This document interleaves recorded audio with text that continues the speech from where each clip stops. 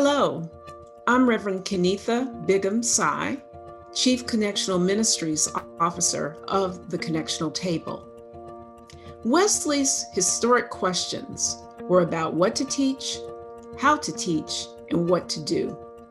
For this interval of features, the emerging forum will seek to update these questions for our current moment. We will invite energetic conversation that will illumine our identity, which is tied to what and how we teach, our preferred actions, what we do, and our abiding hopes as we envision the future United Methodist Church. This morning, I am joined by Molly McEntire, who is from the Florida Annual Conference. Good morning, Molly. Good morning. Thank you so much for having me. Molly, could you tell us a little bit about yourself to begin with? Yes. So I have been born and raised in Florida. I was part of a very United Methodist family. My father's a United Methodist pastor. So I have grown up in the United Methodist Church. I currently work for the Florida United Methodist Conference in the Missional Engagement Department. I do all sorts of things. It's shifted a lot during this last year. But my main thing is to do trainings and deal with all of our incredible volunteers in the state of Florida. Well, wonderful, and welcome this morning. Molly, I know that you're also a delegate to General Conference, and you're quite active in that role, and that you've been a part of a number of groups, one of which put out a statement called Out of Chaos Creation. And I understand you were actually on the writing team for that document. But in that document, it says this, and I'm going to quote. It says, "Is this a Kairos moment? Is this the moment when we must truly confront and dismantle what has harmed God's people, God's creation?" Do you believe that this time in the life of the church, Molly, is a Kairos moment? And if so, why? I do. So when the pandemic first started, my first thought was, we're not going to have General Conference. And I was ready for a change. But then as I started to think about this Kairos moment that we're having, I thought, why are we allowing an event, General Conference, to kind of dictate everything that we're doing? I really honestly believe this is a time for us to really open our eyes.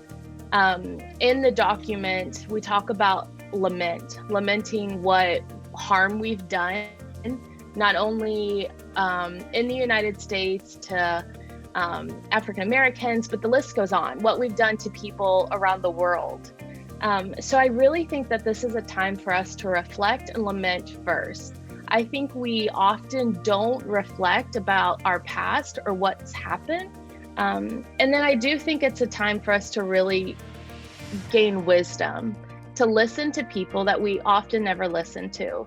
You know, we talked in the Out of Chaos statement about everyone is welcome to the table. When I think about the United Methodist Church, one reason I am United Methodist is because I truly believe that it's such a beautiful thing when we think about how diverse, how the United Methodist Church, everyone has so many different gifts and talents. And this Kairos moment really made me think, like, what do I want? What do I want in the United Methodist Church? And I just think it's time for awareness. It's time to call out certain egocentric leaders and start to change the narrative of what we're about.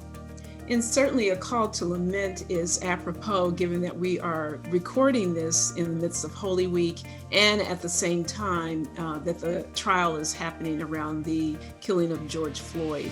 And that is happening in Minneapolis right now. Yeah. Molly, when you think about the church and who we are as a church, what do you see that we need to learn from this moment? And what do we need to do differently in order to sustain and bring forth relevant, effective ministry? So I read an article the other day that only 47% of U.S. Adults are in a church, a synagogue, or a mosque. And we know that those trends are the same in Europe. We know that the church is growing in Africa or in Asia. But that's a big concern. And I think, why are those numbers dropping? Are we relevant to what's going on for people in the world or in our communities.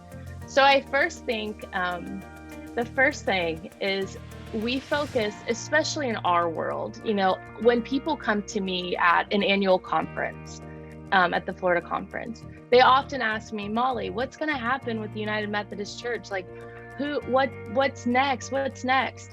And I want to be so bad to say, let's stop the drama, let's stop the politics, and say, how can we continue to serve our communities? How can we continue to reach people? I think if we let go of so much of the politics and the drama and we start focusing on serving our communities, that right there is one way to become relevant. I also think we are very good at not going to the people. We expect people to come to us and our local churches. We're really good at throwing big events, an Easter egg hunt or things like that, but we often don't think about a lot of people have been harmed by a church, or they haven't grown up in a church. I just think to be relevant, we have to be part of a movement and not a moment.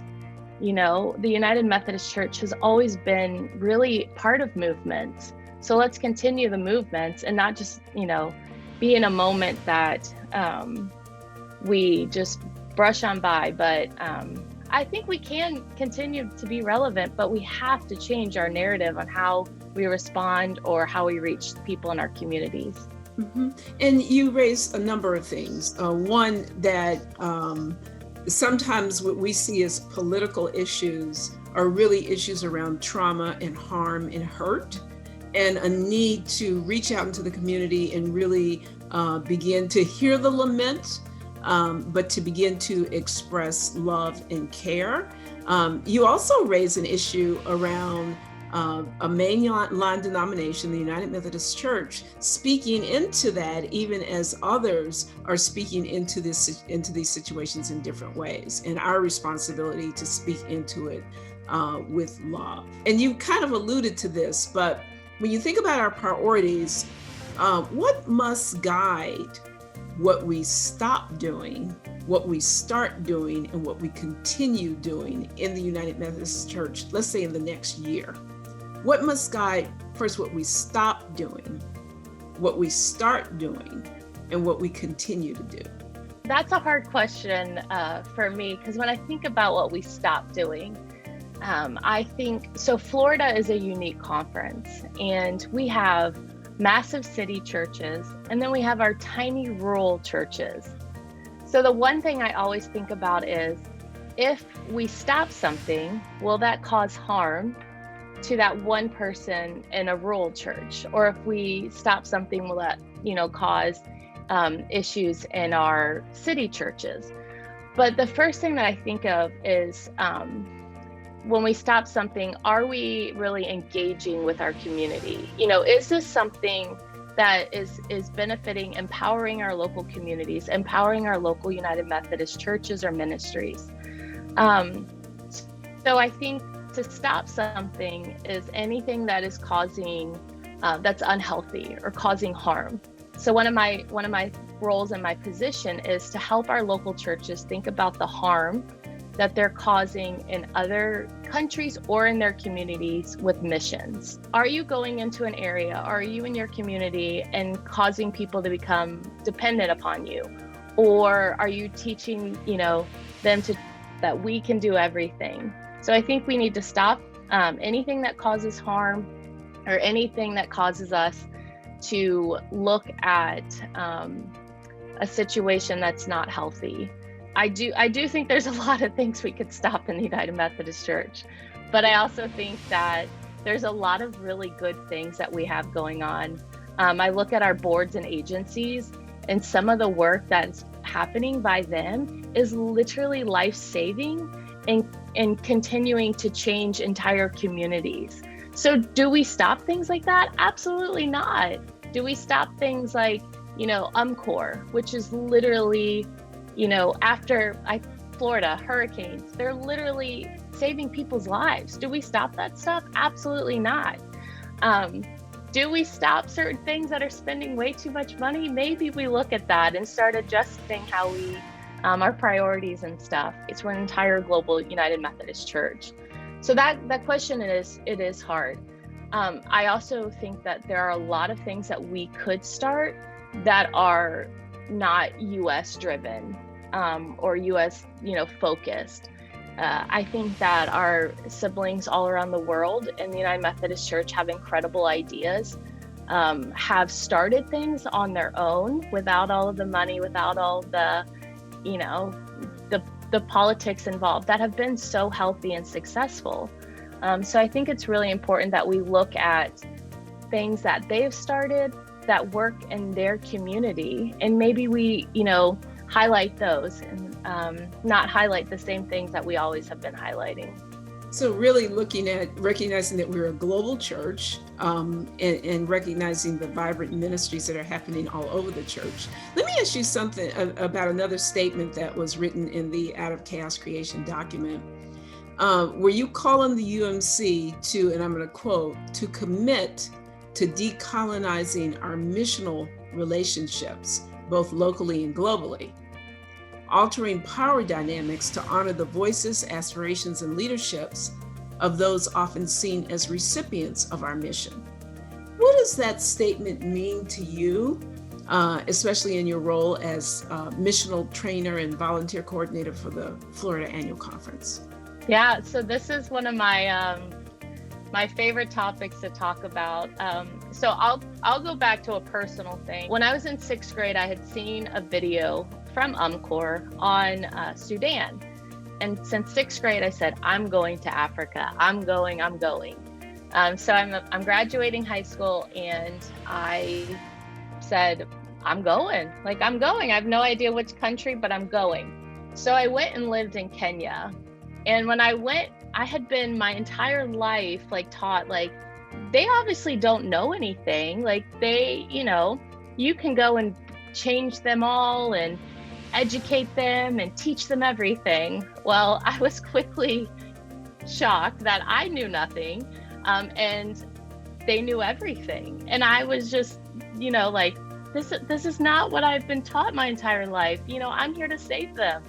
That was my first experience with, I was like, wait, this is really bad theology, things like that.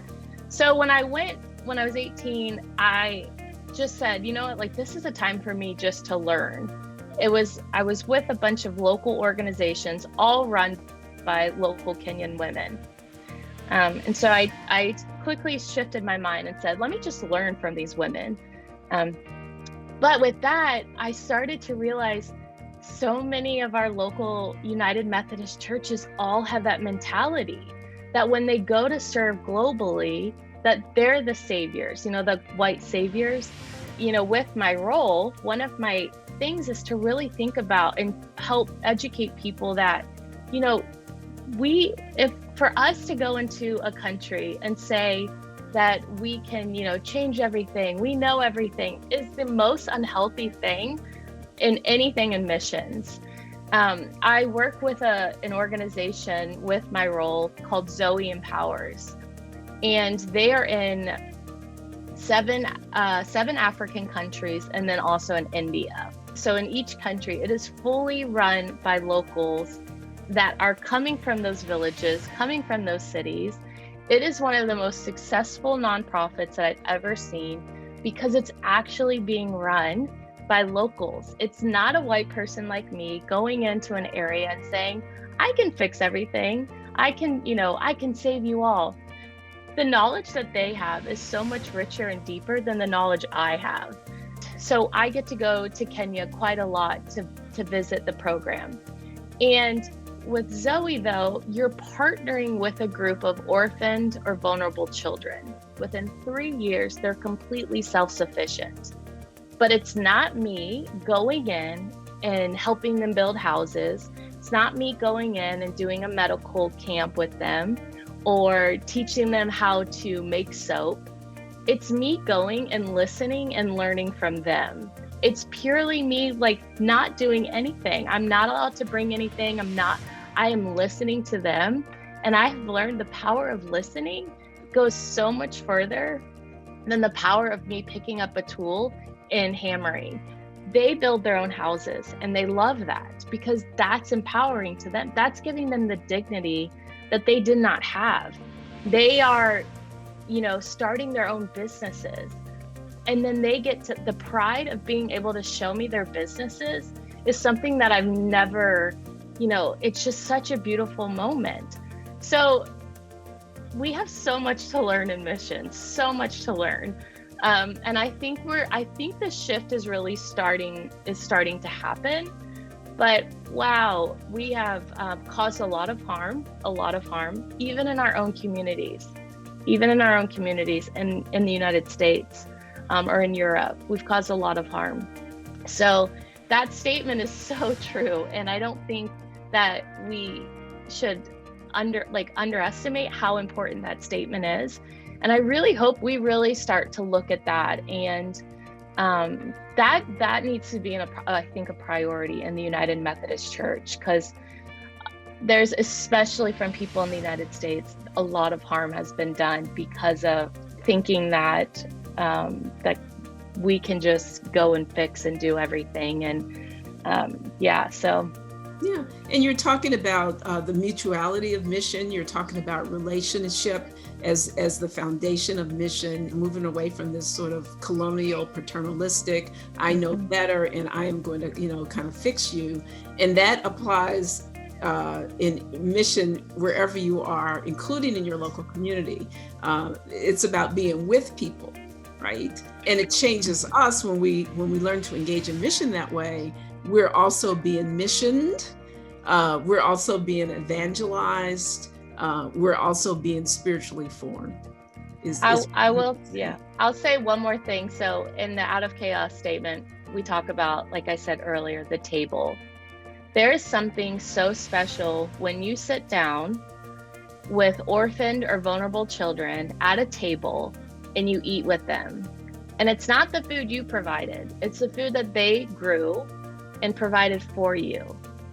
That's one of the most beautiful moments that you could have, where you sit down with someone and they have a meal with you.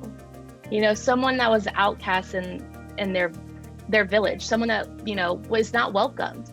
Like, that's what the United Methodist Church needs to do more. Like, let's sit down, let's share a meal together, let's listen to each other, and let's maybe we can get past all the stuff that we're currently in, So the view of the table is such a beautiful thing. And I hope that one day, after the pandemic, we can actually really sit at the table together, share a meal, and learn from each other. Let's move a little bit to General Conference. Now that the General Conference has been postponed again until 2022, how do you believe we should plan and organize our work in the meantime? What should we be doing now? So I want to say what we should be doing now is taking care of our communities, because we have a lot of hungry people out there, and a lot of people that are going through a hard time. But for General Conference, I think that right now is a time to cultivate compassion. Cultivate compassion towards, and this is a hard one for me, those that I disagree with and those that I do agree with. I think if we were extenders of compassion, could you imagine how our conversations would go?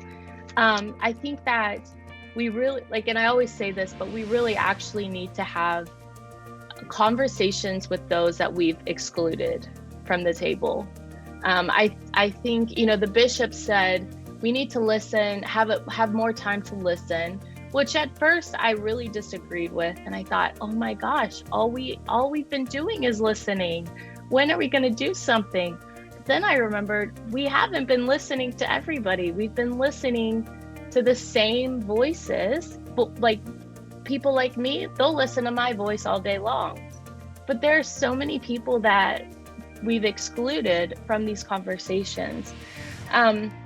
So I do think that listening and having a conversation with the knowledge of extending compassion, I think that it's time to reflect on what do we want for the future? How do we want to be a relevant church? So let's start talking about that. we don't need to only focus on General Conference. Let's start talking about how our church is in massive decline. So let's have these honest conversations. Let's have the conversations of, do we need as many annual conferences? There's so many things that I think we need to start having these honest conversations about shifting so that we can actually be a relevant church. General Conference is not going to matter if we have no church, So if our churches are all dying, let's start that conversation. We're not going to have any churches if we don't really start talking about those things that a lot of us don't want to talk about.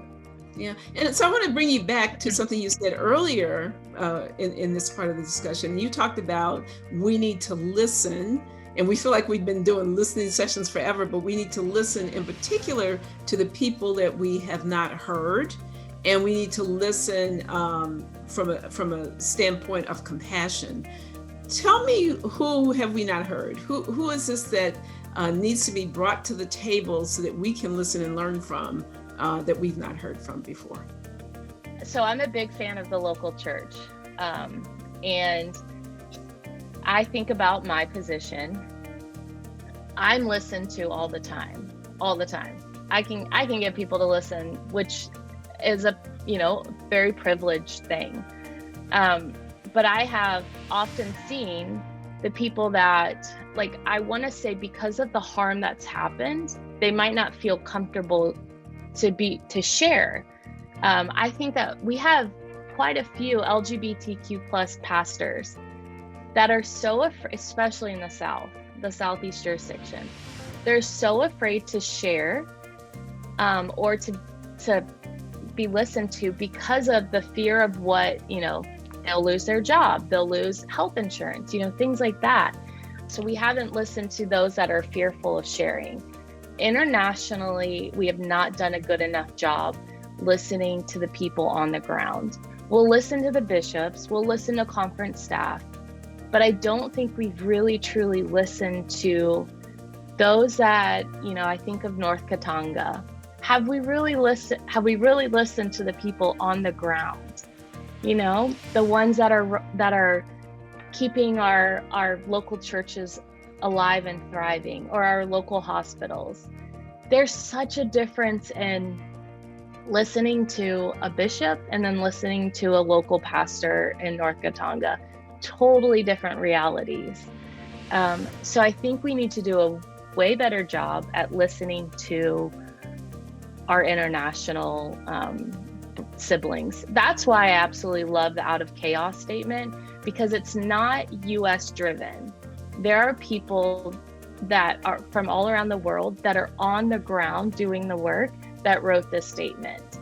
And I think that that's one of the reasons why I was fully on board to be a part of it, because literally we have people from all around the world that wrote this document. And those are the people that I want to listen to. Well, so you're kind of leading into my next question, which is about leadership. What kind of leadership do you hope will emerge as we develop into what we will be in the future as a church? What kind of spiritual leadership do we need and that you hope will emerge? Yeah, so this word could get some people to do the eye roll. But I want those radical leaders. I think of Bishop Yambasu, when the Ebola outbreak started in Sierra Leone. Who was out there trying to get people medicine? He was. That's what I want. I want leaders that are out there doing stuff. I want leaders that are equipping all of us, locally, globally, wherever. And I want leaders that are empowering everyone, not just people like me, but are empowering everyone, because we know we have absolutely incredible things going on in the United Methodist Church. We cannot deny that. We have work that's happening that is life-saving. We have work that's happening that's literally feeding people or educating people. And we want to keep doing that stuff. But we want to empower, we need leaders that are continuing to empower people in their local communities so that we can continue that work. I don't need to say I need to go to Kenya to sit, to do all the work. No, I need to empower the local people in Kenya to, to partner with them, to encourage them, but I don't need to go and do that work. There are like incredible people in the country of Kenya. So it's remembering that, the engagement, the empowering, the equipping, but really just like those radical leaders that are going to be out in the streets marching with us, that when we have to unfortunately call out something again that's happening around the world. So I want leaders that do stuff, that don't just sit behind their computers and write a blog. I want them out in the streets with me. I'm still a young adult. I still have so much to learn. So I want those leaders that are really, standing up to the obstacles that we face in the United Methodist Church, but also really that empowerment of everyone. And Molly, I believe you're one of those leaders. That's very clear, very, very clear. Let's talk a little bit about who we are as United Methodists. I know that question has come up. What do you see as the markers of a United Methodist? What would people see and say, oh, that is a United Methodist. Oh, that is the United Methodist Church. What do you see in terms of our identity? I have friends come up to me and say, how's the drama in the United Methodist Church? They're not United Methodists at all. So the first thing most people say, how's the drama? And I'm like, oh no, this is not what we want to be viewed as. But the United Methodist Church, the work that we are doing all around the world is absolutely incredible. I got to go to North Katanga a few years ago with Global Ministries, and everywhere that you went that was United Methodist had a cross and flame. And when I say we were in the middle of nowhere, we were literally in the middle of nowhere. So I saw the cross and flame and I thought that's really incredible. But then I saw the water well, and I learned that the water well is not just for United Methodists, it is for anybody. And there's no clean water in most of those villages except the well from the United Methodist Church or the school or the hospital. And I thought, could you imagine? First off, this is life-saving. They have no water except here. And it does not matter if they are Muslim, Buddhist, not Christian, everybody is welcome to get water there.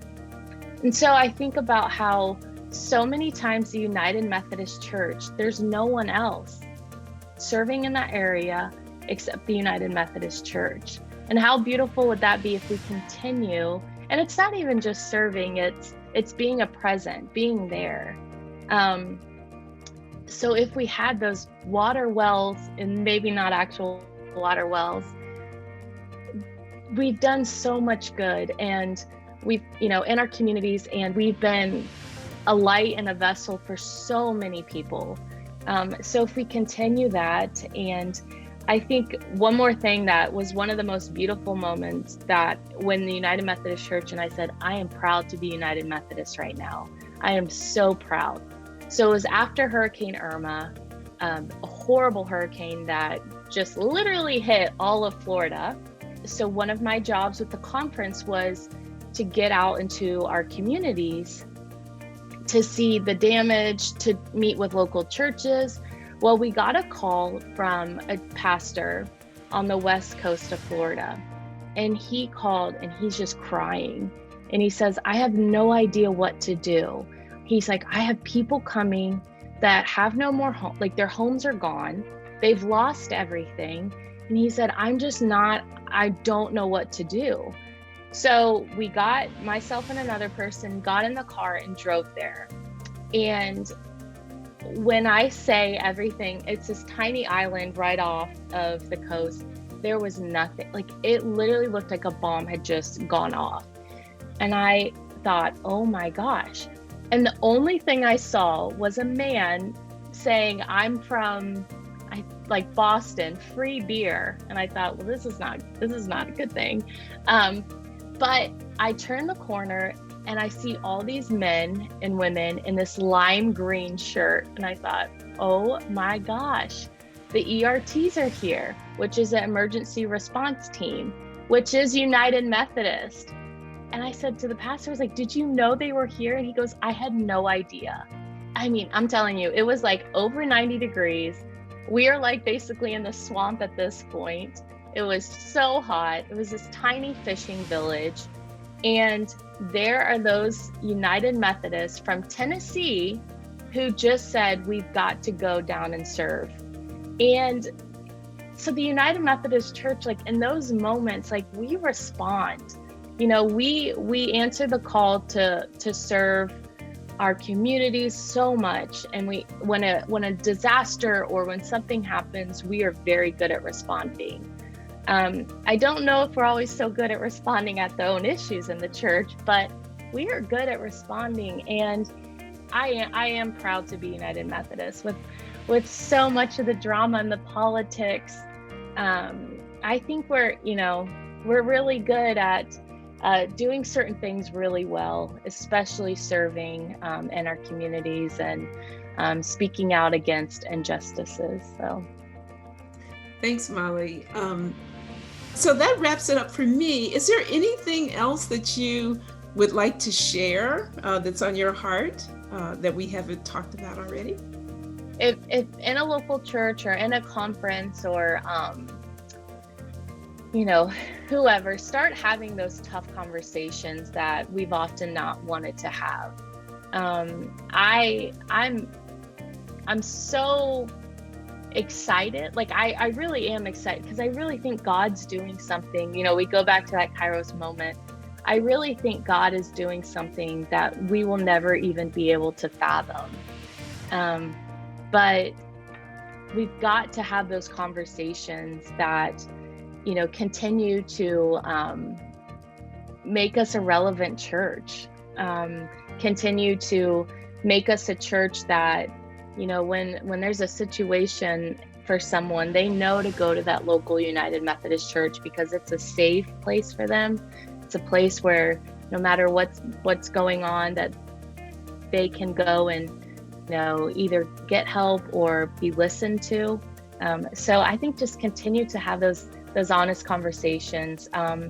So I'm a big believer in not only listening to the young adults, but also listening to all voices, all ages.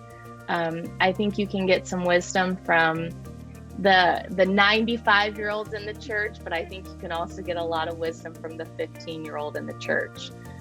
So make sure you're listening to all the voices, because you never know the wisdom that you can receive from someone in your church. So, and as you reminded us, we listen, and we listen with compassion. Yes. With an attitude of compassion. Yes. Molly, thank you so much. I so appreciate your willingness to share with us your thoughts. Thank you. Yes. Thank you.